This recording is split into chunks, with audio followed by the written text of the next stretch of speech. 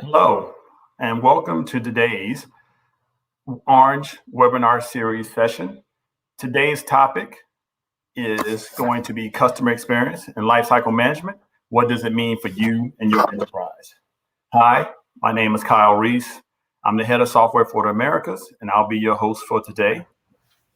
My other host, Christy Swin, which is a customer experience partner specialist from Cisco. She'll be joining us later in the call for the panel discussion.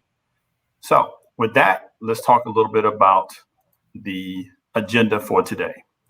Our agenda, first off, we'll do a quick overview of the Orange software and customer experience practice.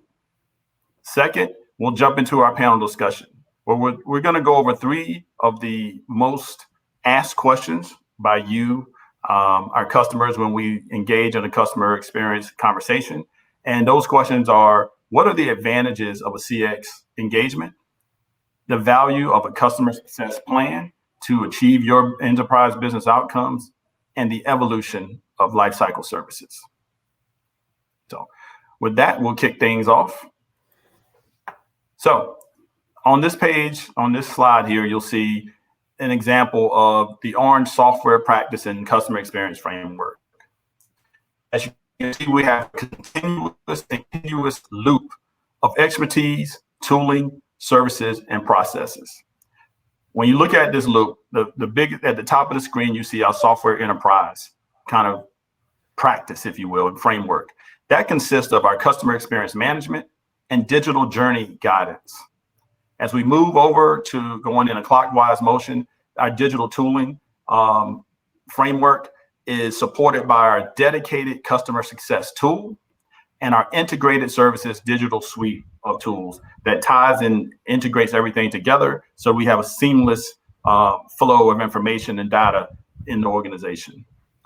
It's supported by our lifecycle services, and that is a portfolio of consulting, technical adoption, and optimization services and other offers that go in to support the overall solution and engagement with you, the customer. Finally, all these things are brought together in a process model that begins in the pre-sales motion with things like a design thinking workshop, and continues in the post-sales with our customer success plans and playbooks. All of these activities are there to support our security, our cloud, our connectivity, and collaboration software solutions. And overall, this encapsulates the entire Orange software service and CX framework. And throughout this transformation, we've decided to focus on dedicated roles for our customer experience. So in the last year, we've kind of shifted some of the people who are already serving you in different ways throughout your journey with Orange to really highlight two particular roles. Customer experience manager. This role is going to be focused on becoming your trusted advisor, guiding you through the life cycle journey for your solution. They're going to ensure that each of the stakeholders in your organization along the journey are fully engaged, enabled, and effectively working together towards the achievement of your business outcomes. The other role that's dedicated in this particular framework is our customer success specialist.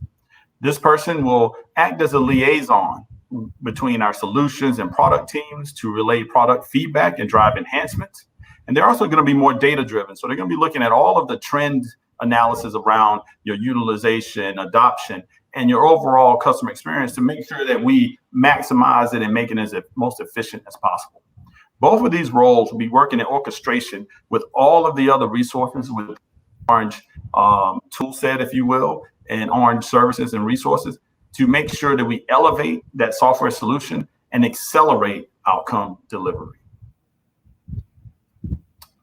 So when you look at all the things that are the first two slides I just touched on, it's really about two things. It's about the people, the process and tools, and the expertise to accelerate this transformation for you, our customer.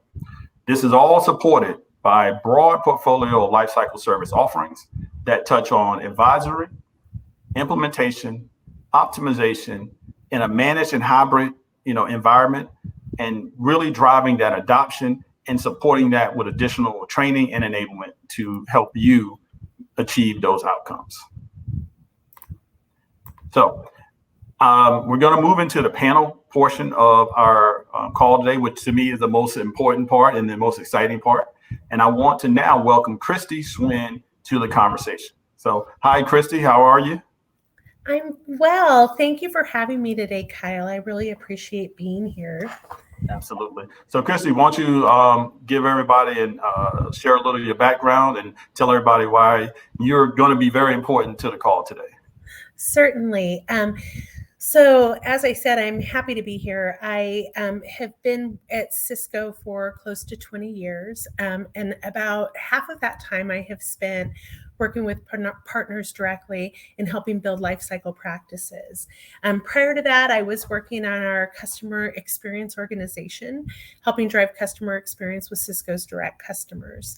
So what I do on a daily basis is work with our top tier gold partners, just a little handful of them, on helping them develop and drive lifecycle management with their customers to where we can have a more cohesive approach to that shared customer base, making sure that the customer has the solutions and the support to successfully use Cisco products. Great. Thank you. So before we jump into this first topic, I wanted to remind everybody that the 3 topics we chose today are 3 of the most asked questions by you, the customer. You know, when we go and engage on some of these conversations, and Christy and I kind of met together and came up with these topics together, these are the things that we both came to an agreement where that what we get asked the most. And we felt like this would be a great time for us to kind of go back and forth and talk about it, especially from a Cisco perspective and also from an Orange perspective. So with that, we'll kick things off. And I'll ask the first questions that we see on the screen, which is, Christy, from a Cisco perspective, what are the advantages of customer experience engagement?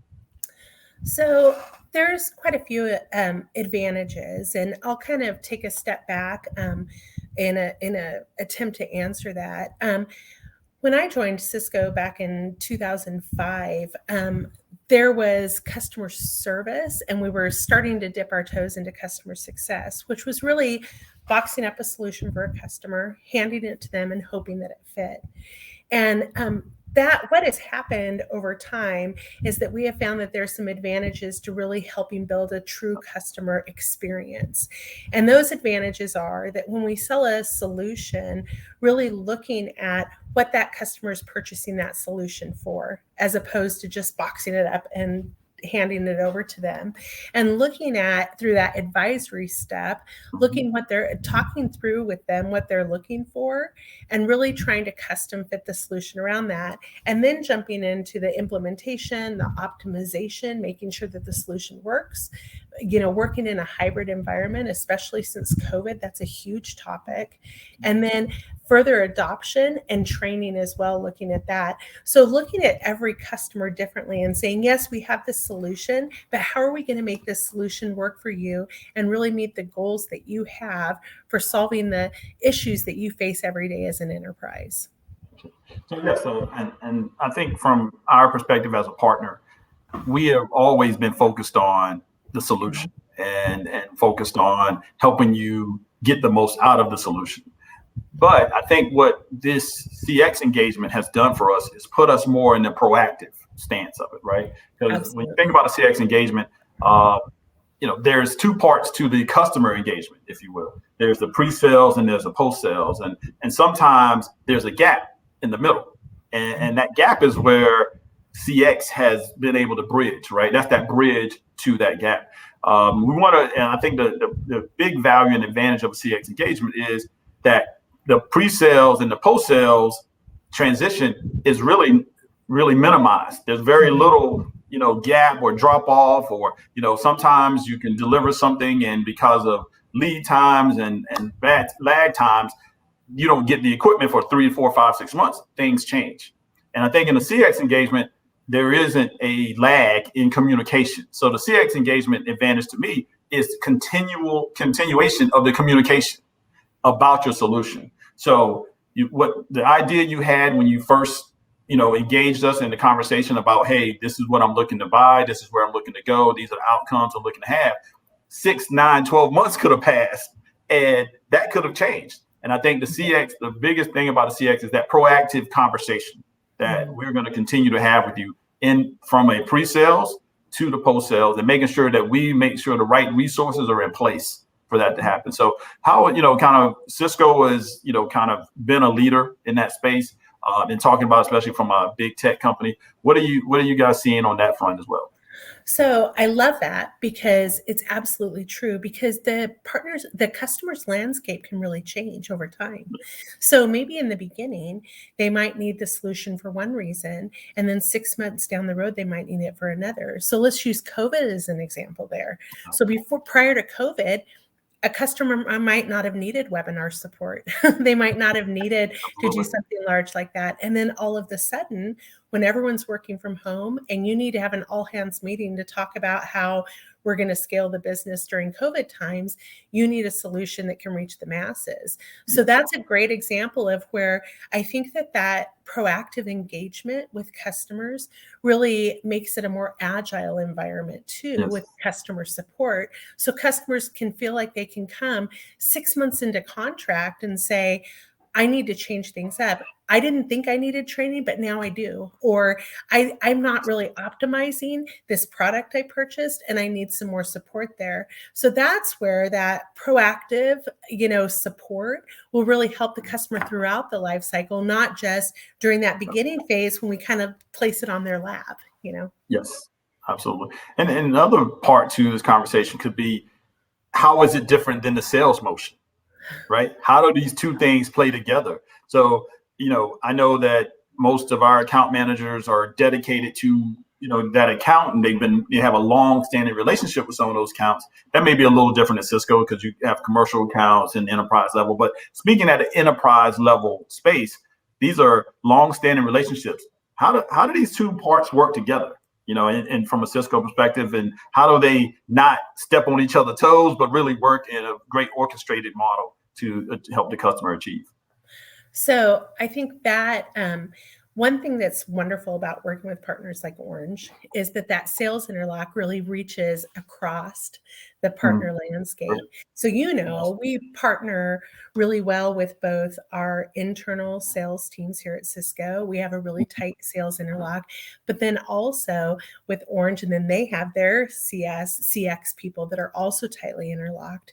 So what happens with that is that instead of the sales folks on the front end having an understanding of the story and then trying to communicate that like a game of telephone to the post-sales folks, what we're seeing is that partners that are pulling in their post-sales folks into the sales cycle, that those customers are really benefiting from that. So when Orange's CS team or CX team is engaging at the customer sales step instead of post-sales, then they can help ask those important questions too and understand what the customer's looking for, so then they can custom fit the support post-sales.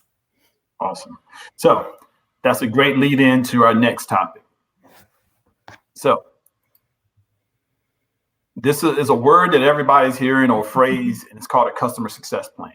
So, Christy, what is the value of a customer success plan from a Cisco perspective? So whenever I talk about customer success plans, I share that I think that customer success plans bring two really important L's to the conversation: listening. So the first one is really understanding and listening to what our customers need. So instead of us determining what is success for our customers, it's getting into conversations and understanding what our customers are looking for as far as business outcomes go. So the first one is listening. The second one is living. So the customer success plan is a living document. And what that is it's a plan that Cisco uses really regularly, and our partners are starting to incorporate it more and more, where we bring that into the customer conversation and we track that progress. So it's almost like a project plan saying, okay, this is what the business outcomes were that you were looking for, and let's track that progress. And if along the way it's not working, let's change it. Or if it's working really well, maybe we can replicate that in a different area. But really understanding what our customers see as success when they purchase a product, sitting down and saying, what would make this product successful for you? what would work? What would make this service work for you? And then really trying to execute on that and keeping track of that to where then our customers can see the progress and they understand kind of the roadmap of what we're going for. Great. And, Christy, we've talked a couple times about this, and each conversation, it brings up other questions. So this is just an evolving conversation around the customer success plan and the true the value of it in the overall engagement. I think that's an important part, is that this is the customer success plan is what ties the entire engagement together. It's the tool, is what everybody will kind of go back to, is the North Star of the engagement between you, the customer, us, the partner, and also the vendor, Cisco. So when we think about that, the building of that customer success plan can't start at post-sale, right? It can't just be like, oh, you just sold it, now let's try to fill it out, right? And because, yeah, you could. That's not to say you can't, right? You get in where you fit in most cases. But if in the best case scenario, when is that conversation about filling out that customer success plan from your perspective? And what are the key elements that you might want to grab in that customer success plan in the pre-sales? And then what are you trying to do in the post-sales motion? And what's the timing, if you will, of all that information, of gathering that information? So I always, whenever I'm training on customer success plan and talking through them and how we use them here at Cisco, I strongly believe that they should always be in the early discussions prior to purchase, so that everyone is on board and understanding what the customer is trying to solve for, and what they're looking for in the end, what those business outcomes are. So I think that is probably the most critical thing. And then also understanding the hierarchy of a customer's landscape. So an example might be is maybe your, technical leader is the person purchasing, a solution, right? So your tech leader, your IT folks are maybe like, this is the right solution for us, we're going to purchase this, but they might not be the right person to talk about what issues this solution is going to solve. That might be departmental leads or things like that.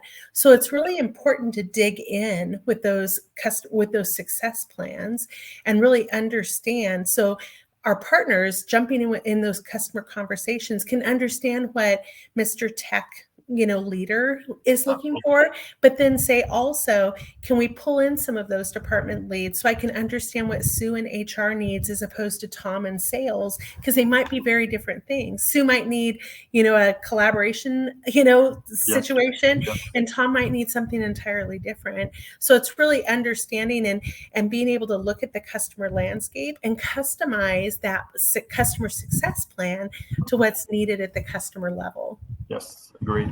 And some of the things I really feel so special about this customer success plan and why the value of it and I get excited about it is it also helps, again, realign everybody.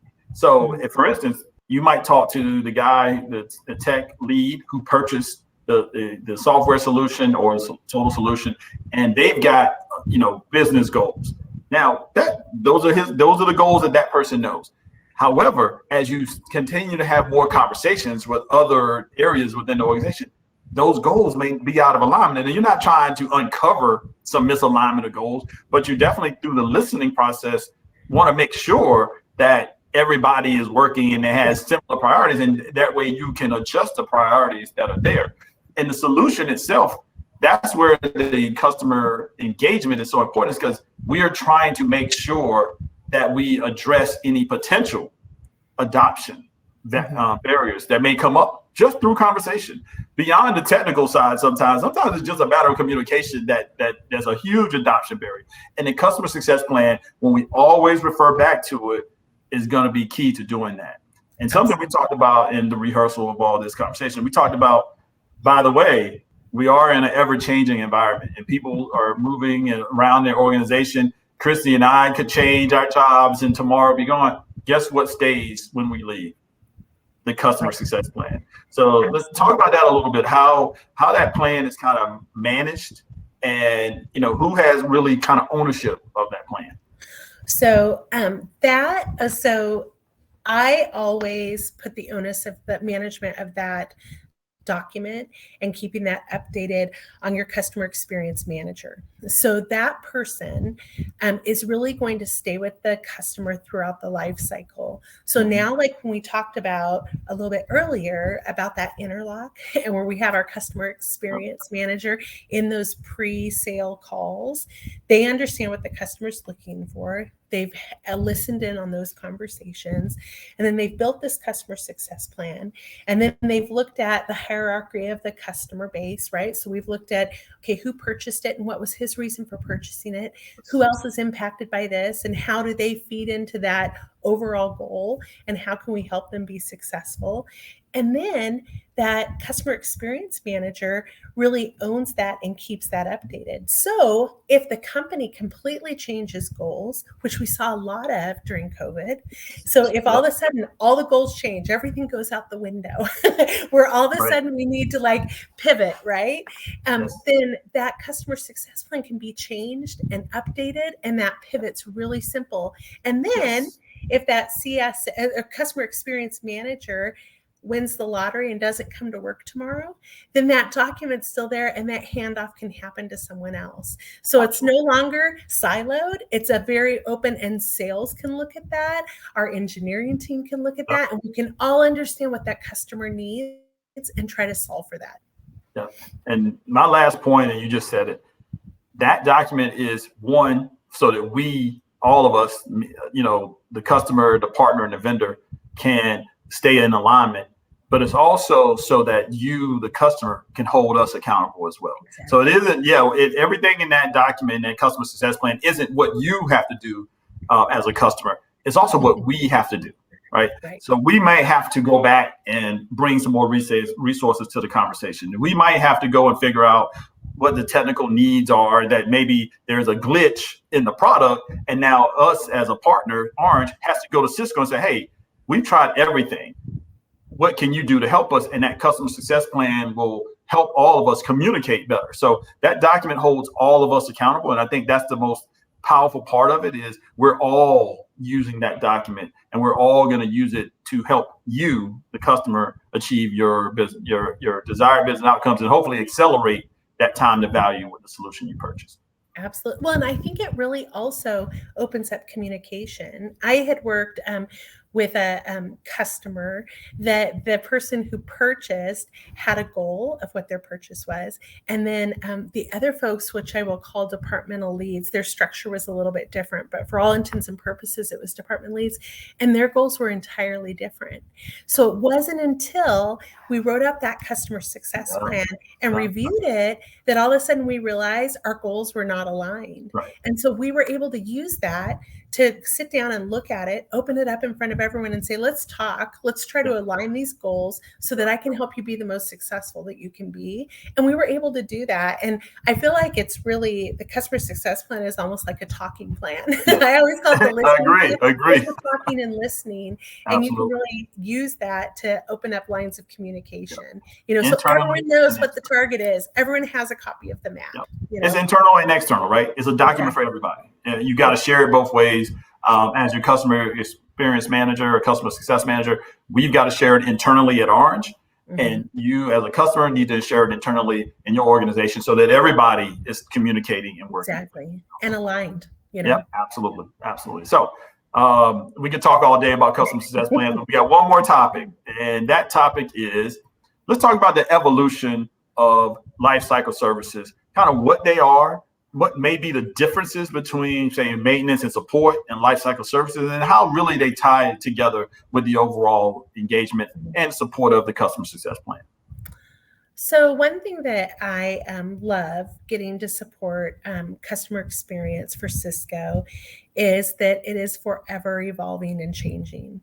And it is truly not tied to one solution working for a customer, but it is becoming more and more that I feel like it's turning from a menu with 4 things on it to a real buffet and a la carte where you can pull stuff and say, I need this and I need that and I need something else. So in regards to things that I've noticed that I feel like that has evolved and continues to change is where we're looking at plugging in training, where customers might need training and having opportunities for really robust training. Whereas other customers might say, I don't need really robust training. And so I'll just take something that's more self-service and I'll use that.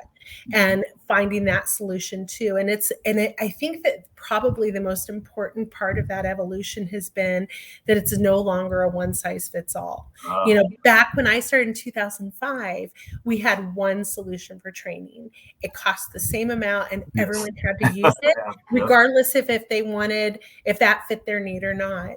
And nowadays and just using training as the one example, nowadays you can really custom fit that to what your enterprise needs and really scale to that, and so I think that that's really important. And then also I think that the other part that we would need to talk about too is optimization. And that is making sure that you get a good return on your investment and making sure that whatever, if that is, warranties, if that's things to extend the life of the products you're purchasing from us, or if that's additional services, maybe you need some more support, some more white glove support on things or stuff like that, then making sure that you have those resources there. And so the portfolio is broad, but the nice thing is that we can pick and pull things that will work for customers and then apply those to them. Yeah. So many things about the services, the evolution of services has changed. I think there used to be, hey, you buy them up front, like you said, and that's it. That's the last time we're going to talk about it. If you don't get them, hey, good luck to you. And so I think customers felt, handcuffed by that. But I think that now what we're seeing in evolution is we've got services at every stage of your life cycle journey. We got services that we're going to position in the pre-sales, like a design thinking workshop. I think that's something that customers say, maybe I do, maybe I don't. Maybe it's something you need to do because maybe you don't know, but you really need to see how it fits in your overall solution. But then we could talk about stuff that happens on the post-sale, like you talked about optimization services or services around security vulnerabilities or hacking or things of that nature, so that you can pick something because you say, oh, we might have that. And you don't have to say, cover my entire network or cover all the things. Just give me this. And I think that's really important about evolution of these lifecycle services is they can be very, very specific to a need. And that's where we can just target, because that's what we're seeing in the customer success plan and identifying our adoption barriers. And now those services are there to address those adoption barriers. So they're not fluffy and they're just not, over the top. They're specific. You use them, you utilize them, then they go away. So you don't have to carry them for the life of the solution, just for your needs. And I think that's a value added part of it. And our job in CX is to identify them for you proactively, not wait till there's a problem. Bring them to your attention, position them. We can position them early. We can position them when when we see it, when we're looking at the data and the trends. We can say, hey, and also from other customers, those best practices come into play for you as well. So any other areas of that evolution that are going to be valuable to the customer? I think that one of the really important and valuable things that sometimes we don't talk about is really having someone stay with you the life of your contract and really stay engaged with you and understand that.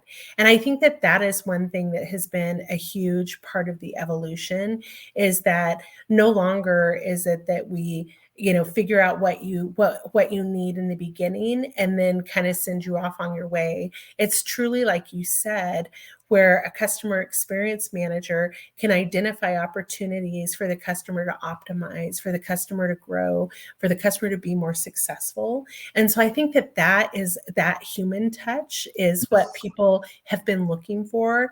And our partners are doing a great job of doing that. So I think that's a huge part of it. Awesome. Well, Christy, thank you so much for joining me on this panel discussion.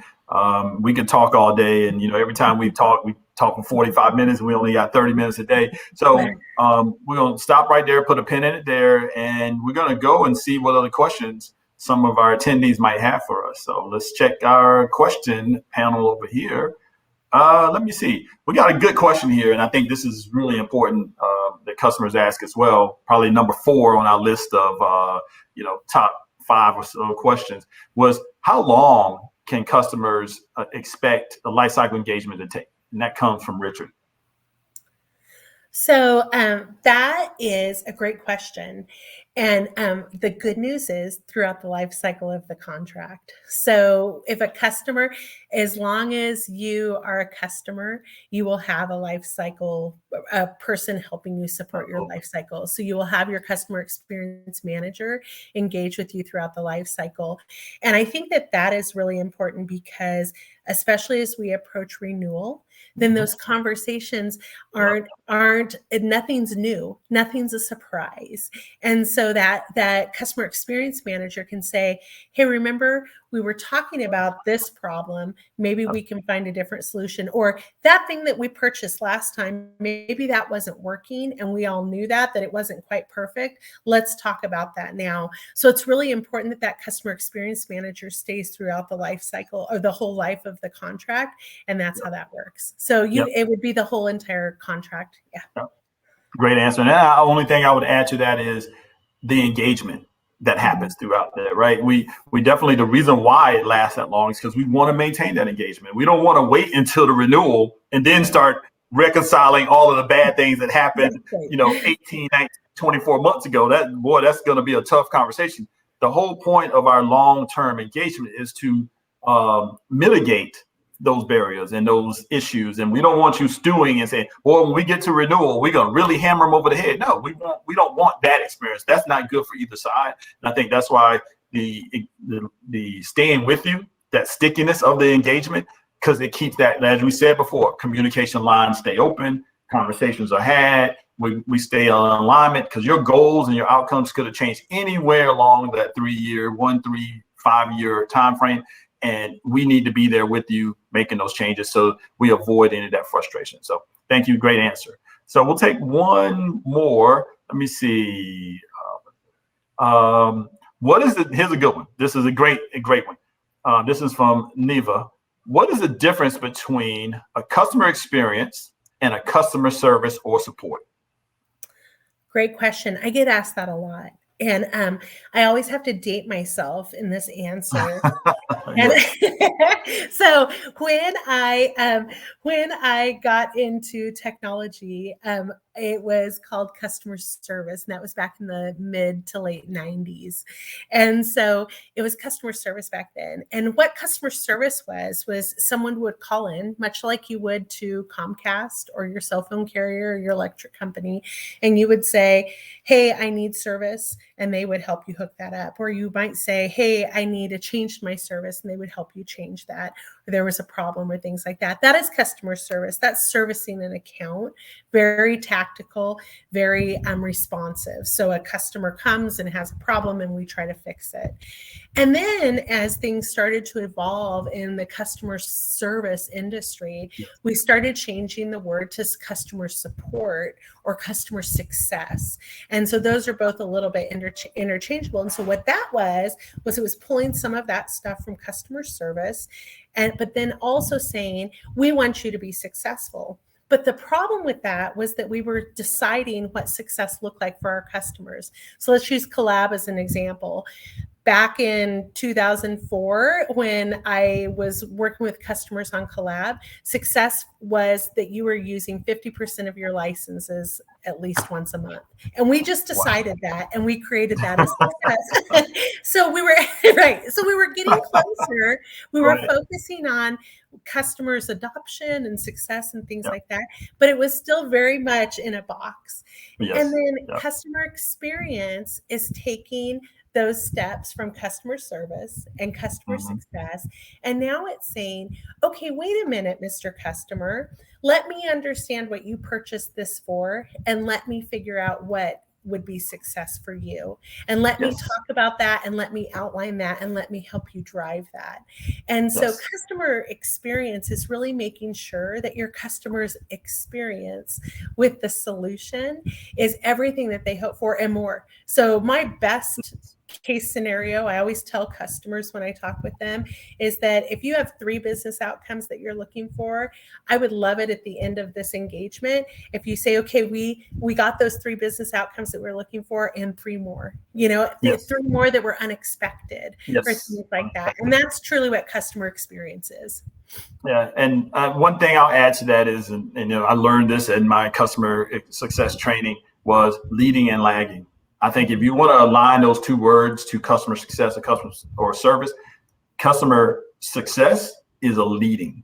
That's looking outward. If you think about customer service, is lagging, is waiting till something happens and then they respond, or we respond in that way. We in customer success, as Christy said, we are looking at what customer success service does, and into customer success, and coming up with those best practice KPIs to say, when a customer hits this milestone at this time, it typically leads to these things. And so we're going to be working and pushing you. And that's a good word too. Customer success is going to push you to those KPIs, because we know that's going to mean, by and large, success on your part, and more importantly, acceleration to that time to value and the achievement of those outcomes. So when I think about customer success, it's just like the conversation that Chrissy and I are having, is we are trying to elevate and accelerate the solution to your outcomes. And at the same time, while we're accelerating, we're identifying all of those potential barriers, because we're forward thinking. We're always like, oh, what might come up? And we're planning. And we're using that customer success plan and that continual communication and engagement in the customer experience engagement to do that with you, so that we are aligned. We are, while you're sleeping, we're awake. We're forward thinking, that we're preparing for what might happen. So in situations like the pandemic, we all couldn't say we saw it coming, but when it happened, because we had those things in place, we're going to be able to act faster and act more efficiently with you, and transition you there and get you there where you can settle, and then we can start to readjust our plans and outcomes.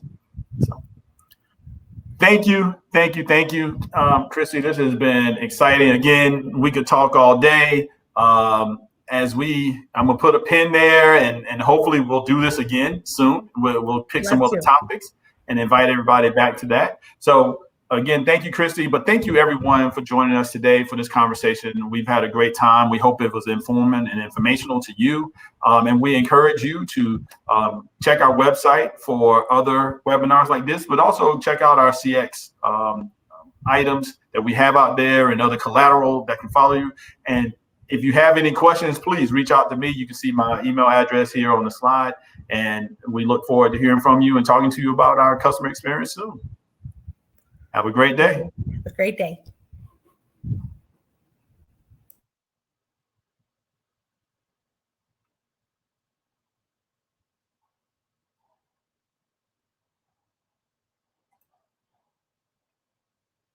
Oh,